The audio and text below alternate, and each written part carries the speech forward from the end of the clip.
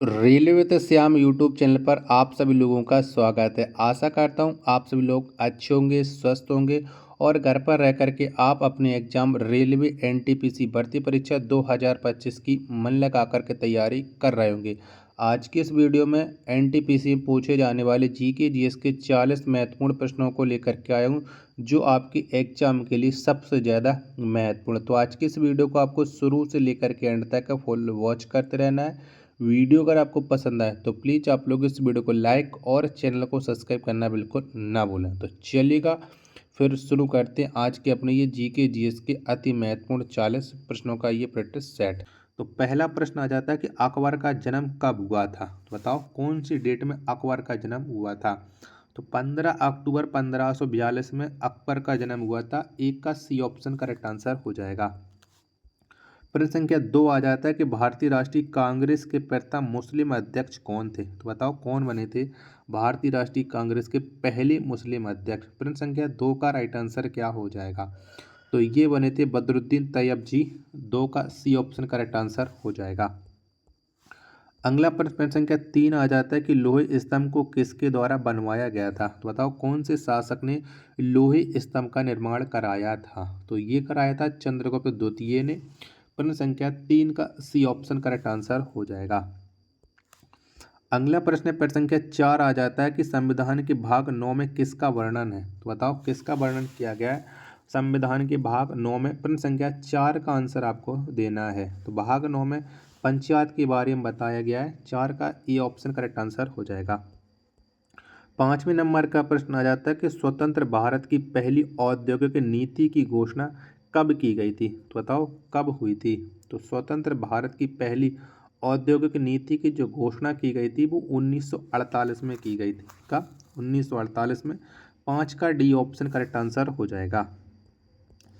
अगला प्रश्न प्रश्न संख्या 6 आ जाता है कि सबसे अधिक विषैली मछली कौन है। तो बताओ कौन सी है सबसे अधिक विषैली मछली। 6वें प्रश्न का राइट आंसर आपको दिशा बताना है। तो स्टोन फिश ये सबसे अधिक विषैली मछली है। 6वें प्रश्न का सी ऑप्शन करेक्ट आंसर हो जाएगा। चलिएगा अगला प्रश्न आ जाता है प्रश्न संख्या 7 है कि नेपोलियन के पिता का नाम क्या था। तो बताओ क्या था। प्रश्न संख्या 7 का राइट आंसर क्या हो जाएगा।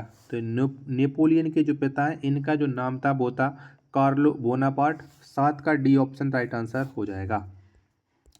अगला प्रश्न प्रश्न संख्या 8 आ जाता है कि उस पहले गवर्नर जनरल का नाम बताएं जिन पर महाभियोग चलाया गया था। तो बताओ कौन से गवर्नर जनरल पर महाभियोग चला था। 8वें प्रश्न का राइट आंसर क्या हो जाएगा। तो वारेन हेस्टिंग्स पर चला था। 8वें प्रश्न का ए ऑप्शन करेक्ट आंसर हो जाएगा। प्रश्न संख्या 9 आ जाता है कि मूल कर्तव्यों का वर्णन संविधान के किस अनुच्छेद में है। तो बताओ कौन से अनुच्छेद में मूल कर्तव्यों का वर्णन मिलता है। 9वें प्रश्न का राइट आंसर क्या हो जाएगा। तो ये मिलता 51 का में। 9 का सी ऑप्शन राइट आंसर हो जाएगा। चलिएगा प्रश्न संख्या 10 आ जाता है कि झूम खेती के लिए प्रचलित राज्य कौन है। तो बताओ कौन सा राज्य है जो झूम खेती के लिए फेमस है। 10वें प्रश्न का राइट आंसर क्या हो जाएगा। तो झूम खेती के लिए जो फेमस है वो है नागालैंड। 10 का डी ऑप्शन एकदम इसका राइट आंसर हो जाएगा। वीडियो पसंद आ रही होगी तो प्लीज़ आप लोग वीडियो को लाइक और चैनल को सब्सक्राइब करना बिल्कुल ना भूलें। अगला प्रश्न प्रश्न संख्या 11 कनाडा का राष्ट्रीय खेल क्या है। तो बताओ कौन सा है कनाडा का राष्ट्रीय खेल। तो आइस हॉकी ये कनाडा का राष्ट्रीय खेल है। 11वें प्रश्न का बी ऑप्शन एकदम इसका राइट आंसर हो जाएगा। 12वें नंबर का प्रश्न आ जाता है कि धौलावीरा भारत के किस राज्य में है। तो बताओ कौन से राज्य में धौलावीरा पड़ता है भारत के। धौलावीरा है ये भारत के गुजरात राज्य में है। 12 का ए ऑप्शन करेक्ट आंसर हो जाएगा। अगला प्रश्न आ जाता है प्रश्न संख्या 13 कि अशोक चक्र पाने वाली प्रथम महिला कौन है। तो वो कौन सी महिला है जिसने सबसे पहले अशोक चक्र पाया था। प्रश्न संख्या 13 का राइट आंसर क्या हो जाएगा। तो नीरजा भानोद अशोक चक्र पाने वाली प्रथम भारतीय महिला है। 13 का बी ऑप्शन करेक्ट आंसर हो जाएगा। 14वें नंबर का प्रश्न आ जाता है कि ब्राह्मणों पर जजिया कर लगाने वाला पहला मुस्लिम शासक कौन था।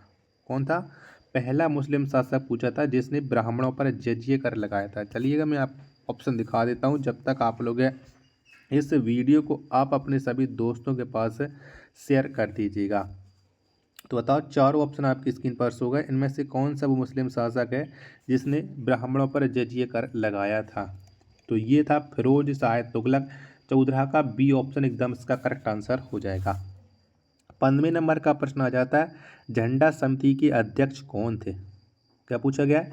झंडा समिति के अध्यक्ष, तो JB कृपलानी ये झंडा समिति के अध्यक्ष थे। 15 का बी ऑप्शन करेक्ट आंसर हो जाएगा।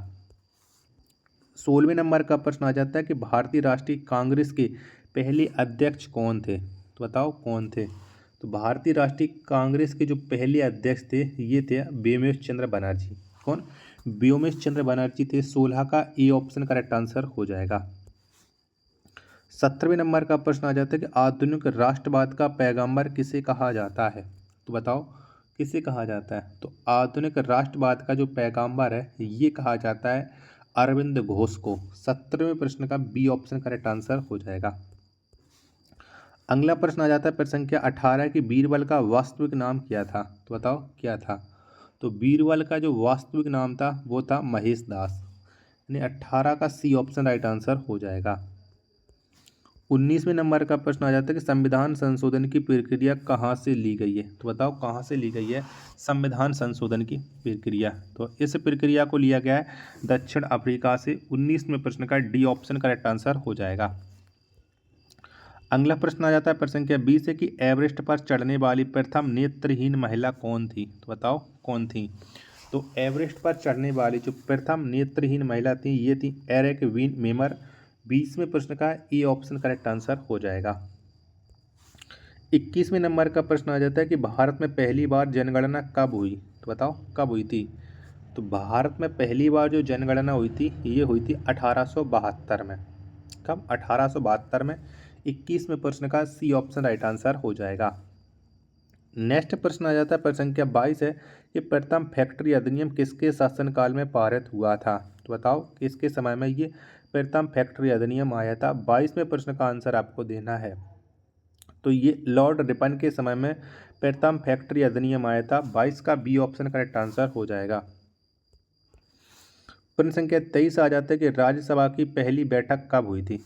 तो बताओ कौन सी डेट में राज्यसभा की पहली बैठक है आयोजित की गई थी?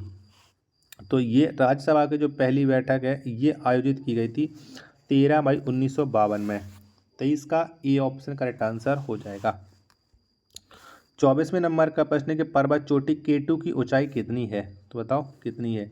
तो पर्वत चोटी जो K2 है इसकी जो ऊंचाई हो जाती है वो 8611 मीटर हो जाती है। 24वें प्रश्न का सी ऑप्शन करेक्ट आंसर हो जाएगा। प्रश्न संख्या 25 आ जाता है कि वसा को पचाने वाला एंजाइम कौन है? तो कौन सा एंजाइम है जो वसा को पचाता है? प्रश्न संख्या 25 का राइट आंसर क्या हो जाएगा? तो लाइपेज ये वसा को पचाने वाला एंजाइम है। 25 का डी ऑप्शन करेक्ट आंसर हो जाएगा। अगला प्रश्न है प्रश्न संख्या 26 आ जाता है कि प्रत्येक ज्वार के बीच कितने समय का अंतर होता है? तो बताओ कितने समय का अंतर होता है? तो प्रत्येक ज्वार के बीच में 12 घंटे 26 मिनट का अंतर होता है। तो 26वें प्रश्न का सी ऑप्शन करेक्ट आंसर हो जाएगा। वीडियो अगर आपको ये पसंद आ रही होगी तो प्लीज़ आप लोग वीडियो को लाइक और चैनल को सब्सक्राइब करना आप लोग बिल्कुल ना भूलें। अगला प्रश्न प्रश्न संख्या 27 आ जाता है अशोक के लेखों को सबसे पहले पढ़ा गया तो कब पढ़ा था? क्योंकि आपको पता है कि अशोक के लेखों को सबसे पहले जेम्स प्रेसम ने 1837 में पढ़ा था। 27 का बी ऑप्शन करेक्ट आंसर हो जाएगा। जब तक मैं आपको 28वें प्रश्न पर लेकर के चल रहा हूँ तब तक आप लोग इस वीडियो को अपने दोस्तों के पास प्लीज़ शेयर जरूर कर दीजिएगा, जिससे वो भी लोग हमारे साथ जुड़ जाएं और लगातार वो उनको मेहनत कर रहा हूँ वो उनके एग्जाम में वो सफल हो जाएं। 28वें नंबर का प्रश्न आ जाता है कि हेमावती किस नदी की सहायक नदी है? तो बताओ ये किसकी सहायक नदी है? हेमावती। तो हेमावती जो सहायक नदी होती है वो है कावेरी की। 28 का डी ऑप्शन राइट आंसर हो जाएगा। नेक्स्ट प्रश्न प्रश्न संख्या 29 आ जाता है कि चंद्रप्रभा राष्ट्रीय वन्य प्राणी अभ्यारण्य किस राज्य में है? तो बताओ कौन से राज्य में ये पड़ जाता है चंद्रप्रभा? ये आपको बताना है फटाफट से। प्रश्न संख्या 29 का राइट आंसर क्या हो जाएगा? तो ये है उत्तर प्रदेश में। 29 का बी ऑप्शन करेक्ट आंसर हो जाएगा। प्रश्न संख्या 30 है कि ज्यामिति का जनक किसे कहा जाता है? तो बताओ किसे कहते हैं ज्यामिति का जनक? फटाफट से बताओ। तो ज्यामिति का जनक ये कहा जाता है यूक्लिड को। 30 का ए ऑप्शन करेक्ट आंसर हो जाएगा।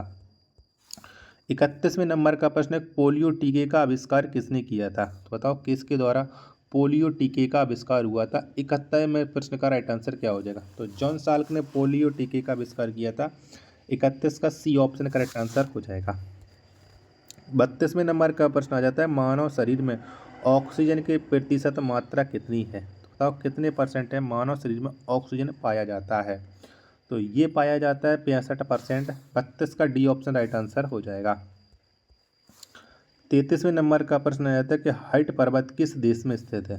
तो बताओ कौन से देश में ये हाइट पर्वत स्थित है? तो ये स्थित है यूएसए में।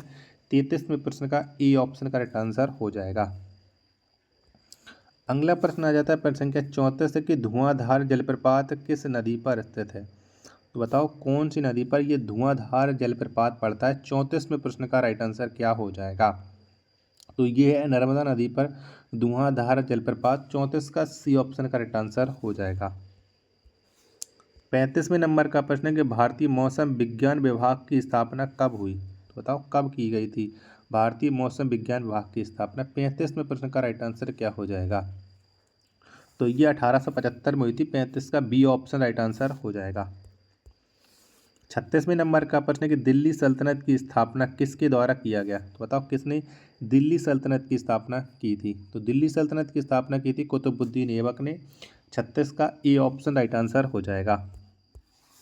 37वें नंबर का प्रश्न आ जाता है कि नोबेल पुरस्कार प्राप्त करने वाले प्रथम भारतीय कौन थे? तो बताओ कौन से वो भारतीय हैं जिन्होंने नोबेल पुरस्कार प्राप्त किया है? तो वो भारतीय है रविंद्रनाथ टैगोर। 37 का बी ऑप्शन करेक्ट आंसर हो जाएगा। 38वें नंबर का प्रश्न आ जाता है कि सिक्किम राज्य को पूर्ण राज्य का दर्जा कितना संविधान संशोधन के तहत मिला? यानी कौन से संविधान संशोधन के तहत सिक्किम राज्य को पूर्ण राज्य का दर्जा मिल गया था? 38वें प्रश्न का राइट आंसर क्या हो जाएगा? तो ये मिला था 36वें संविधान संशोधन के तहत। 38 का ए ऑप्शन करेक्ट आंसर हो जाएगा। 39वें नंबर का प्रश्न है कि रावत भाटा परमाणु संयंत्र किस राज्य में है? तो बताओ कौन से राज्य में है? तो रावत भाटा परमाणु संयंत्र ये राजस्थान राज्य में है। 39 का डी ऑप्शन करेक्ट आंसर हो जाएगा। अंतिम प्रश्न आ जाता है, कलकत्ता स्टॉक एक्सचेंज की स्थापना कब हुई? तो बताओ कब हुई थी कलकत्ता स्टॉक एक्सचेंज की स्थापना? तो ये जो स्थापना है ये 1907 में हुई थी कलकत्ता स्टॉक एक्सचेंज की। 40वें प्रश्न का बी ऑप्शन करेक्ट आंसर हो जाएगा।